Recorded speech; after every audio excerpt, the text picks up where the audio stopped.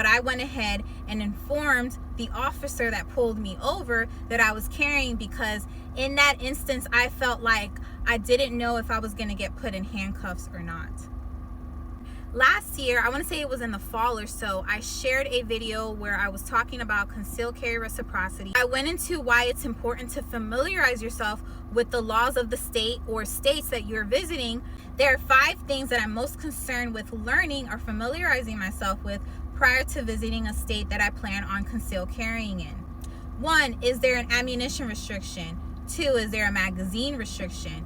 3, is there a restriction on the type of firearm I can carry, even though it's unconstitutional? But we've been seeing lately a lot of these states trying to, Maryland is included in that, Virginia, trying to pass gun bans. So anyway, is there a restriction on a particular type of firearm? Can I carry my concealed carry firearm of choice or not? The reason why I am even recording this video is because I want to get into duty to inform, number 5. And the reason why I'm getting into it is because I was recently pulled over for speeding. It happened on the 25th of May, which was this past Monday, Memorial Day. I'm driving, I see 2 cop cars, and they were far enough away to where I was like, okay, let me take my foot off the gas to let the car naturally start to decelerate, and hopefully they won't, pull me over. Unfortunately for me, as soon as I pass them, one pulls out, gets behind me, turns their lights on, I get pulled over, and from the time they walked to my car, it felt like an eternity. So the police officer comes to my door. He tells me, you were going such and such speed in a 65.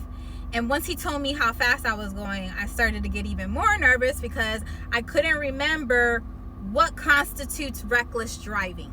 He then proceeds to ask me for my license and registration. I give him both.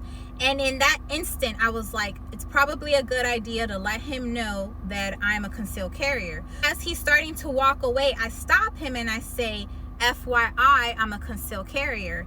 And I guess I said it really low because he was like, what'd you say? So I said, FYI, I'm a concealed carrier. And he looked at me and was like, okay. I don't know what I was expecting for him to say, but he was very nonchalant about it, like, I don't care. That's the energy I got. So it's funny when I think about it now. The rationale behind me disclosing that I'm a concealed carrier who was armed in that moment is because I wasn't sure if the speed that I was going at was considered reckless driving.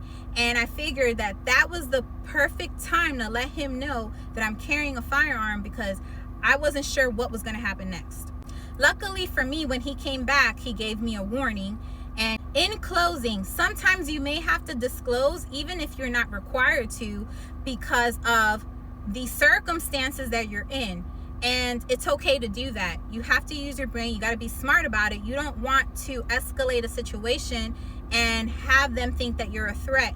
And obviously the way you say I'm carrying matters. So you don't want to say I have a gun, right?